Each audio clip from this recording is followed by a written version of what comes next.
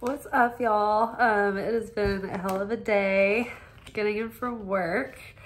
Forgive me. I'm a little disheveled, but you know, I'm here. I'm queer. Is it strange? Get used to it. Yeah. So, never mind me.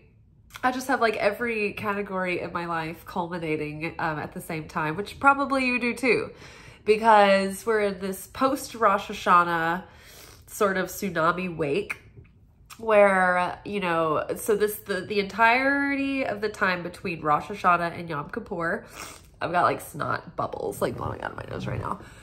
This is called the 10 days of repentance.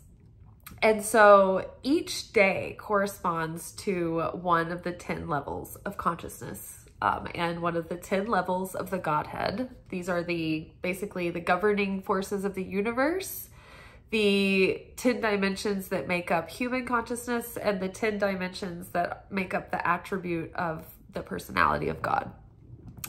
So each day corresponds to a different energy, and we're challenged by that energy and we're blessed by that energy. On Rosh Hashanah, that's the seed level of the year. That's the head of the year, which is the spark.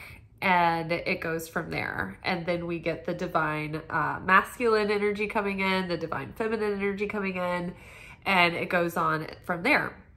So yesterday, on Monday, we were challenged with the energy of Hesed, which is mercy. So on Monday, you may have had opportunities to show mercy. You may have had opportunities to feel, like you do not want to show mercy, like you're merciless, like you're ruthless, like you might have been triggered or provoked. But that is the gift of the day that is influenced by Hesed. And so depending on how you kind of did on Monday will determine the Mondays for the rest of the year. So today we had the aspect called Gevura. This is the noble warrior. This is the defender of the kingdom. So in a positive sense, this is the aspect of you that can defend what's right, that can set healthy boundaries, that can take up for the underdog. You can fight for injustices. You can take a quick, decisive swing of the sword without hesitation, clean cut. You don't take it back. You have energy to persevere and push through and create and fight for, what you believe in. In the negative sense, though, this can be tyrannical. It can be domineering. It can be forceful, brutish, angry. So, you may have been challenged today in different ways. In the weakness, it can also result in indecisiveness or hesitance. Like, oh, I want to, for instance, this is the most relatable example, a breakup. How many people break up once, solid, clean, and then it's done? Never, right? It's like you always have, it's like there's like this sort of period where there's like back and forth. And I mean, sometimes every now and then there's just like a clean cut, but it's not always easy to make that clear, decisive decision. Another example might be to say fire an employee. Very difficult to make that decision, to make that clean cut without, hesitating or taking it back. So, think about those things in your life where you need to make a clear-cut decision. For instance, if you're an entrepreneur, right? It's like, do I continue on with this business, or do I call it quits? Do I pull the plug? These are the things that we wrestle with in our lives, where we need that Gevura energy. We need to be decisive. We need to take a clean cut, Do I get the caramel, sea salt, chocolate truffle ice cream, or do I get the Maine blueberry waffle cone crumble? Oh, can't make that decision. So tomorrow will be the energy, I believe, of, Tiferet, I think. And that is the Christ center. So if you are curious about this, I would say follow me on TikTok, because what I've been doing is uploading a quick short video on TikTok to let you know what the daily energy is for this 10 days of repentance. I know some people have asked me to pass those shorts along to the YouTube channel because they like the shorts, which I totally am all for, and I usually try to do. It's just that some days I run out of time before I have to leave and go to work. So if I haven't posted the short from the TikTok, it's only because I ran out of time that day. Also, TikTok is usually like a 3 or 4 minute video, or it gives me time to explain. By the time YouTube will only allow like 1 minute for the short. So I just have to like basically like start when I start talking about the subject, and like I only get a minute. So you're left with a cliffhanger anyway. So I would suggest going to TikTok and following me there. And I downloaded the app. I haven't even followed many people on there. Like, I know I'm not like that active in social media other than my content creation. So yeah, I get it if you're like, I don't do a lot of social media, but you know, just follow me there. I can be the only thing that you follow. Just do this for me. Do it. Kidding. Okay, so today, Tuesdays, totally Tuesdays, well, by the time you see this, it might not be Tuesday, but I record this on Tuesday night after work. If I can get my shit even more together with my new soul from Rosh Hashanah, I will do my best to start posting my videos earlier. It's just, again, like there's content that I create during the day that like I sometimes run out of time. So I'm really kind of hoping to be able to start making my videos during the day and posting them before too late in the evening. So that's a goal. But for now, we're here for our weekly manifestation oracle reading, where we are taking a look at the week ahead to see what we need to know in regards to our manifestations and our goals and our dreams, and expanding more into our potential, what we need to do for that, and you know, pitfalls we need to be aware of to bypass, or shortcomings we need to overcome. So what do we need to know for this week? Ooh, waves of prosperity. Very exciting. So new abundance and exciting opportunities wash over you now. Well, that's the hope of Rosh Hashanah, really. It's about, you know, having that judgment day once a year, being atoned for your spiritual debts for the previous year, and giving a clean slate for the year ahead. And it's not just a clean slate. I don't know if you realize this, it's not just about atonement, but we're getting a huge like deposit in our spiritual bank account for the whole year. And the more, you know, that our consciousness is trained on this, the more that we're willing to rise above our old self and leave that self behind and become new. We are like shedding so many layers of old stagnant energy that has just been holding us back, that's been keeping us stuck, that's been weighing us down. And so this new burst of energy with this new consciousness coming in, and this year in particular is more powerful than any of the other year. You know, for those of you who are new joining the channel, you know, we on this channel on Light Love Magic, we've been talking about this since early 2022.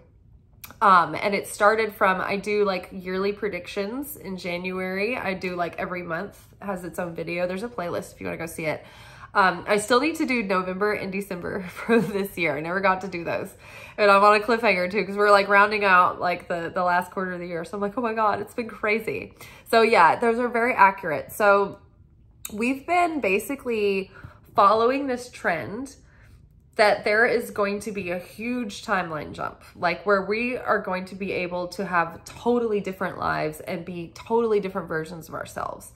We started this groundwork in 2022.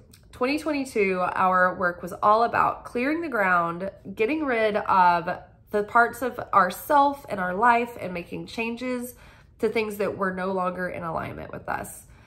The things that did not resonate, the things that were not bringing us value, the things that we did not value, the things that weren't really in alignment with our soul's purpose and progression in this life. It's like we were clearing the ground, we were making way and leveling things out so that we could put in a new foundation to build a new life upon. the metaphor that I've been using has been that life, the series, like say like your life was a Netflix show and you had all these seasons leading up till now. It was like this huge long running show, like The Simpsons. And all of a sudden they decided to end the show. The series finale happens. But it's like, oh wait, the show just got picked up again. It's renewed. But this time it's like, we don't have to go by the old canon, the rules that we had to stick to when we wrote the episodes for the last show. The characters can do different things. The old storylines, the old patterns, like they don't apply. The old rules don't apply anymore. We can be totally new people. So we've been talking about this. This whole year has been the birth of the new self. It's like there have been levels of us that have been sort of like resurrecting and being reborn throughout the year. And each month, every few weeks, it's like there's this new initiation that sort of brings this part of us online, this infant self, and we're sort of like embodying like these little bits and bits and bits.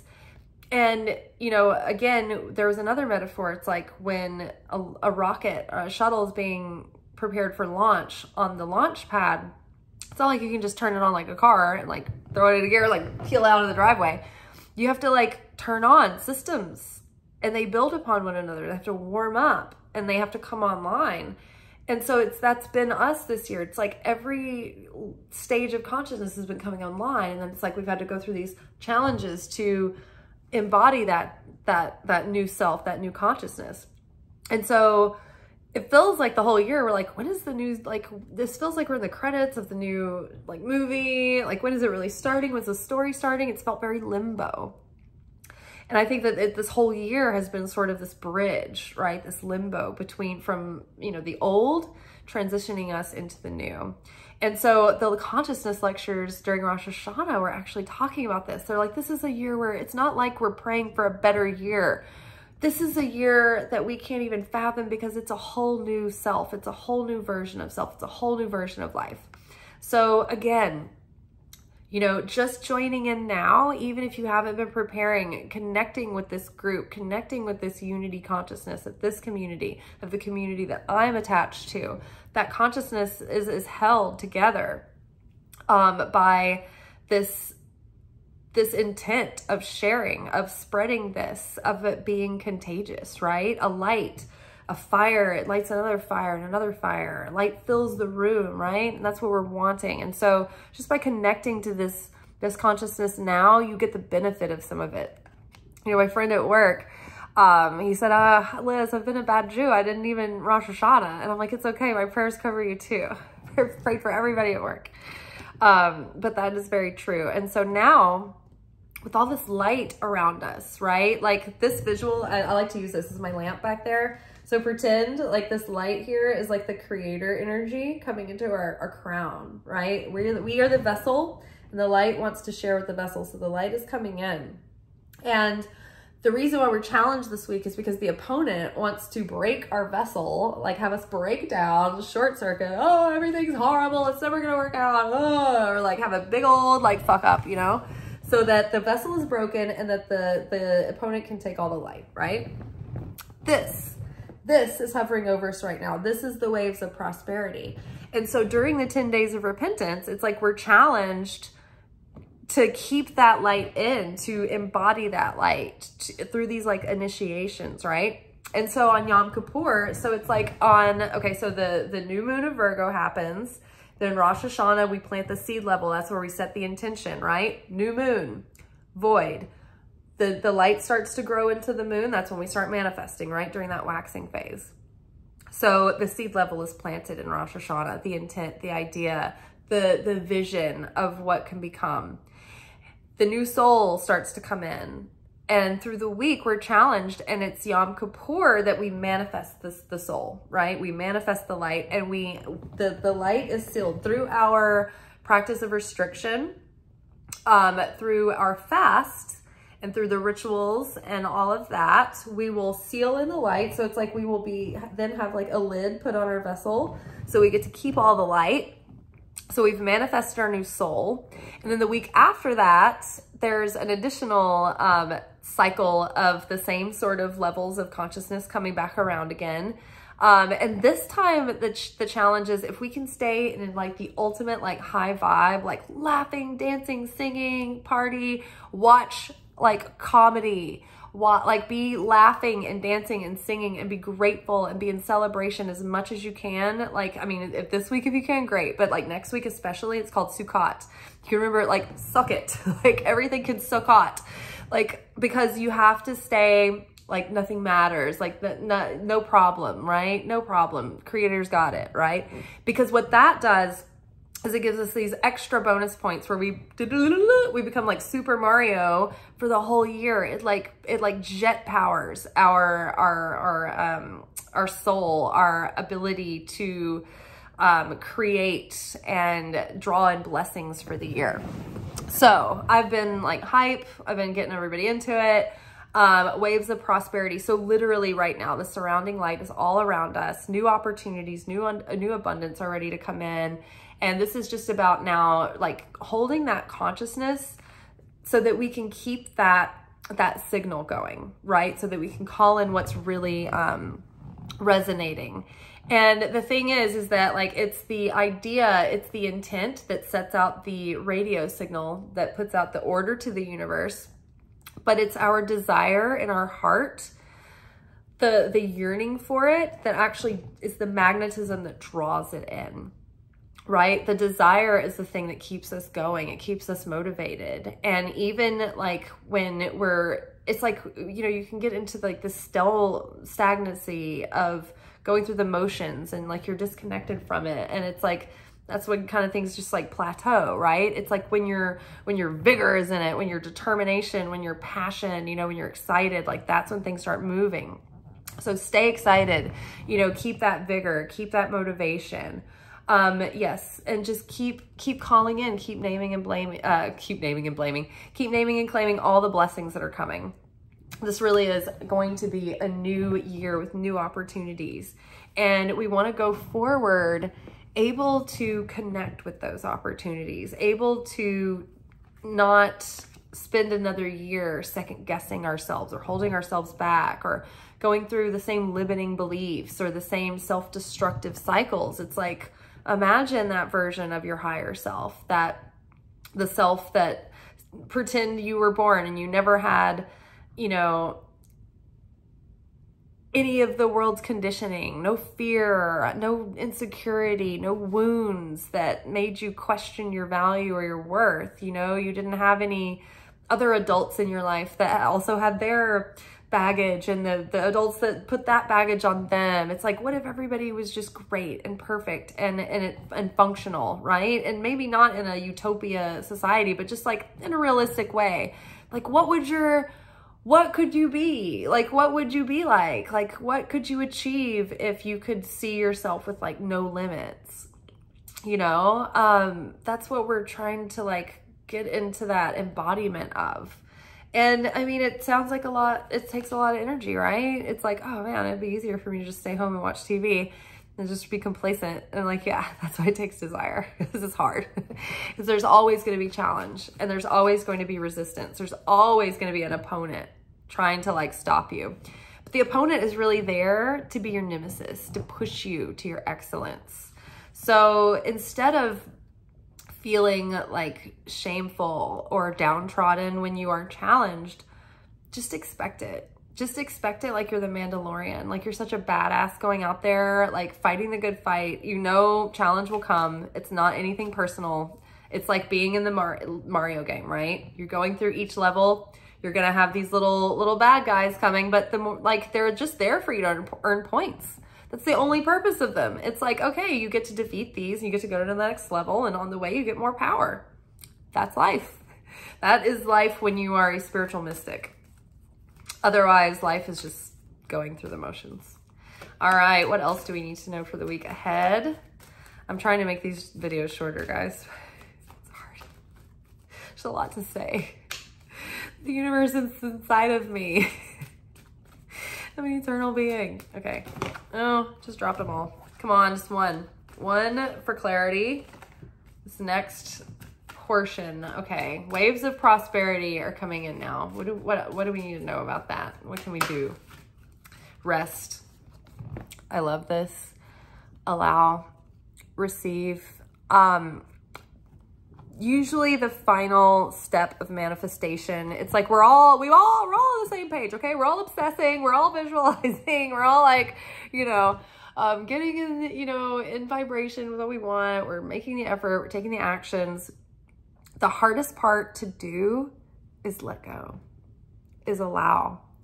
The last piece of the puzzle is to demonstrate our trust in the universe and surrender. Because if we're gripped with like anxiety or like a desire to control, there's no flow, right? It just creates resistance from a vibrational, energetic perspective. But from a mystical and spiritual perspective, it's like you're not trusting the creator. But when you're resting, when you're laughing, when you're relaxing, when you're playing, oh my gosh, those are the ultimate surrender moments right there, because you're like, you're not on guard, looking over your shoulder, like hyper vigilant, like looking for the threats, looking for the strategy to overcome. It's like, it's not all on your shoulders. It's not all up to you. It's not all in your hands. You're like, what am I like? What control do I have? This illusion that there's control, that like I have like God, you know, like we plan, God laughs, right? But to say, okay, you know what? I do my best, I'm doing my half, but ultimately like the creator is in all things. And I trust there's a divine plan unfolding. And if something's in my highest good, then it's going to connect with me. And if it's not, then rejection is God's protection, and letting go is safe, because what's not going to be for me is going to be chaotic and it's going to cause suffering. And if something is for me, then it will line up. For instance, this is a great example. Before, like 2 years ago, I used to work in TV, film, and video production, full-time freelancing for like 13 years. And so I had to learn to transcend the anxiety of financial uncertainty.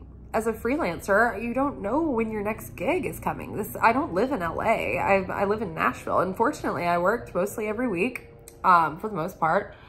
And then the weeks that I didn't work, that's like the benefit of like working in a job like that. So you enjoyed it. But at the same time, you're not like, oh yeah, I have something lined up and I'm just going to have this weekly check. And you're like, you're doing these gigs. You may or may not get paid within a month. Like sometimes it takes longer. Sometimes it's 2 weeks. Sometimes your paperwork falls through the cracks in someone's desk. And they're like, oh my God, your paperwork was under my desk. I'm sorry that your check is late. All the time this would happen. You know, you'd have to hunt for every gig, or, you know, people would call you and, you know, a lot of my calls were like cold calls for recommendations. But, you know, you'd talk to these people, these gigs were like up in the air, and you're like, okay, this could fall through or it could happen. And so many times I would get a call and I'd be talking to a producer and I would have the most horrible feeling about the job and I wouldn't want to take it. And I would want to say no to be true to myself, but I felt like that was irresponsible. And I didn't want to, I don't know, make that mistake also, like I wasn't taking it seriously enough or whatever. I wasn't making enough effort. So sometimes I'd be really conflicted about whether or not I should take a gig. And so many times that like that particular gig maybe fell through, even though I was like, you know what, I will do this, like much to my chagrin, I'm just gonna do it, and it would fall through and it would get canceled. Or like this one particular instance, like sometimes I would just pass and then I would find out later that the gig was awful from the person that actually did take the job. And I was like, oh my God, thank you God that I did not get involved with that. Or they would get burned and never get paid or whatever. But there's this one particular job where I had worked, it was like a ghost hunting show. And I'd worked while they were in Nashville, and they were gonna go to a surrounding city like 3 hours away. And I was hired on for that episode. But after my episode was filmed in Nashville, the management of that show changed and they got a new production manager and a new production coordinator. And so those particular people who hired me to continue on with them in the next city and travel with them, there was going to be a little bit of a lull. They were going to go out of state and come back. I don't know why. Scheduling. And so there was a few weeks in between. And so I'm like waiting to hear back from them. I'm like, when are they going to like follow up on that? Like when am I going to get the travel plans for this next episode? And then I found out that they had, through another, production person that I worked with, that they had hired somebody else to work on the show. And that was that person. They were like, yeah, I'm going to work on that episode or whatever. And I was like, that's so weird because I was supposed to.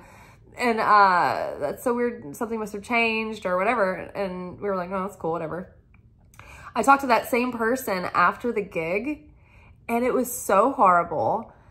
It was the most awful nightmare. I think they had like theft, like they had like vans broken into, that they had to deal with like insurance and like all this like all the paperwork nightmares and all that stuff, and just unpleasantness and like, inconveniences. And I mean, when you're on like a day that's at least 13 hours long, you do not need like extra like headaches that increase the time of the day. It's probably dragged out the day to overtime. Not only that, they were in an abandoned building where at one point this like production person was like, I don't know, probably setting something up for the next scene or breaking something down from the last scene, and the ceiling collapsed and snakes rained down from the ceiling. I think like rattlesnakes, like dangerous snakes. And I just remembered thinking like, there it is. Rejection is God's protection. Like, I could have been in a possibly haunted building where snakes were raining down from the ceiling, but that gig didn't work out, and it would have been a lower paying gig anyway. So I was just like, you know what? I'm always taken care of. I'm always protected. So rest. Allow yourself to rest. Allow yourself to receive. When we're constantly in a state of go, go, go, make it happen, that's giving, that's sharing energy. And it's not wrong, but you're in masculine energy. The vessel, the cup, is feminine. You have to be in receiving. And so you can't be both at the same time. You have to fluctuate back and forth. And so this week, rest, receive, rest at a spiritual level, in trust, in absolute certainty, and emunah, the faith that transcends logic, right? It doesn't matter what you're seeing on the outside this week. There will be challenges. We have this newborn soul, right? We're like little newborn babies. We're all swollen-eyed, and we're like, I'm hungry. I want to cry. I want to scream. I want to bite my hand. I need to be swaddled. All my limbs are flinging everywhere. So we're in this vulnerable state, and the opponent is like, let's fuck them up now. We get all the light. They're weak. They're newborns. They don't know what's going on. So rest. Rest in the certainty that as long as you are resting and you're not fighting the world and you're not being provoked, that you're safe. You're safer.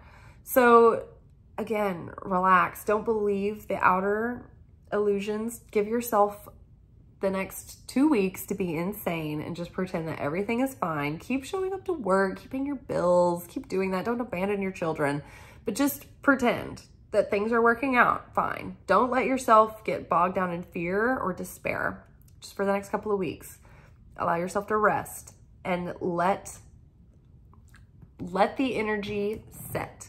But before we know it, opportunities will come knocking. But I think part of it is just being able to have that sacred, holy rest. It's Shabbat. It's Shabbat. Oh my God, you guys. Shabbat takes precedent over anything, including Rosh Hashanah. So on this particular Shabbat, we weren't even allowed to blow the shofar until Sunday, until we were out of Shabbat, because it's that important that we rest, that we are spiritually renewed. That is absolutely sacred to keep that.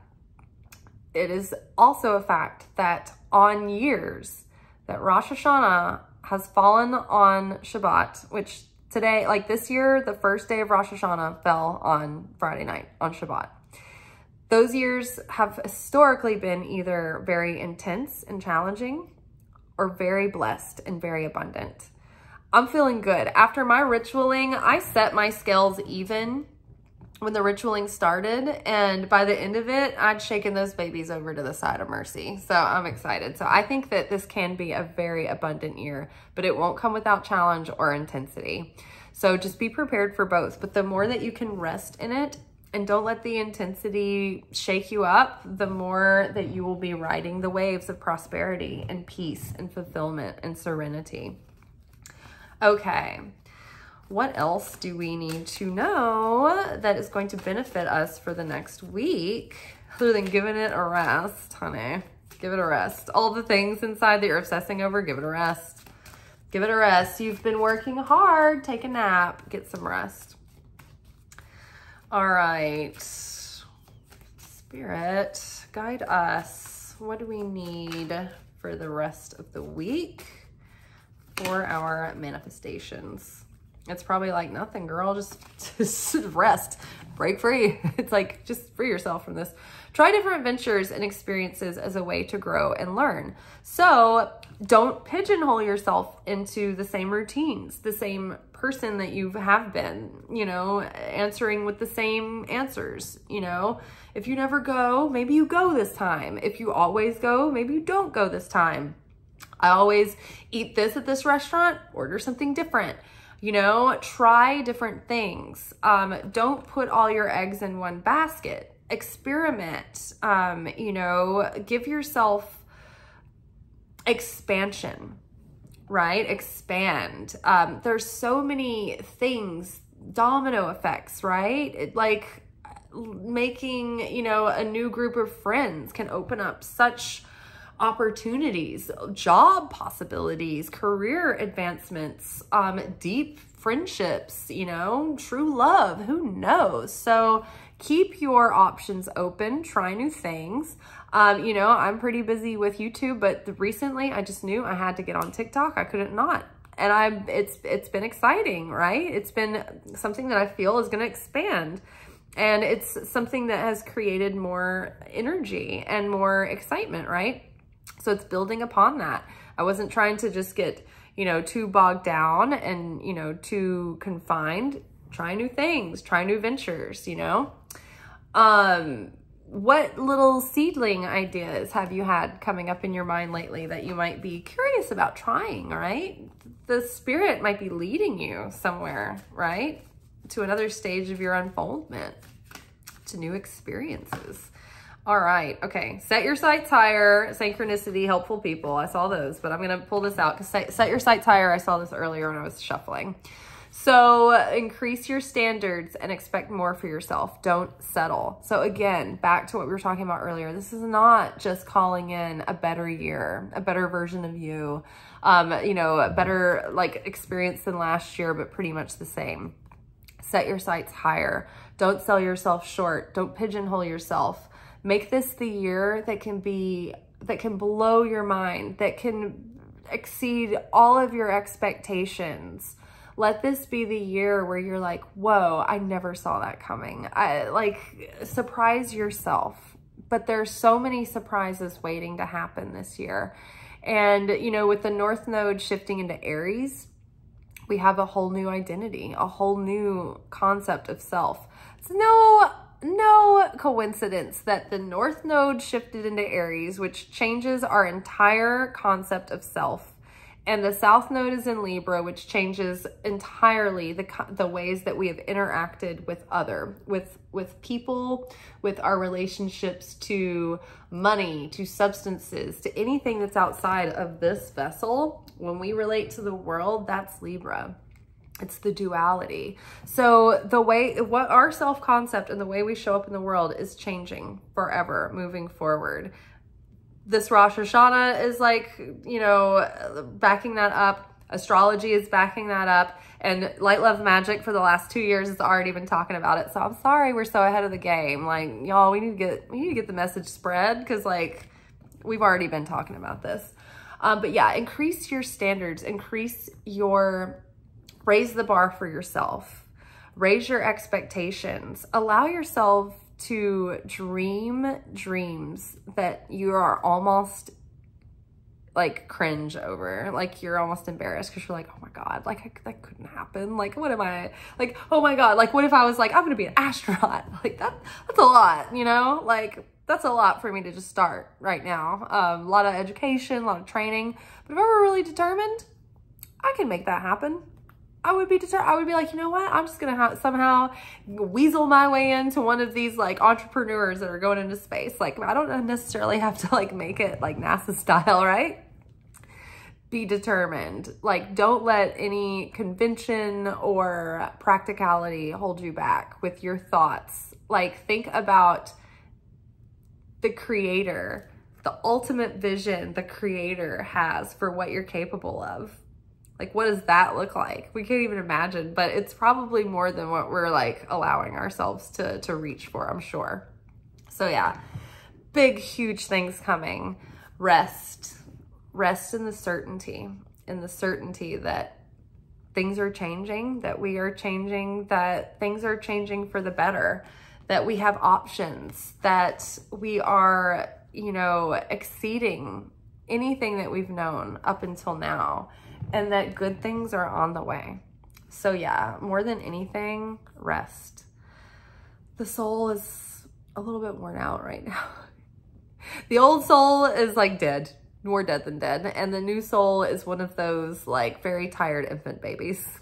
So between our old dead soul, it's like all worn out, and the new infant baby, like we are worn out. And I just noticed that I had like a big wash of peach. I don't know, sometimes I think my aura puts out colors. I have a red aura. That's my native color with magenta. I don't know if you guys have ever had an aura photograph, but they're like super fun, super cool. All right, I've talked long enough. Good luck.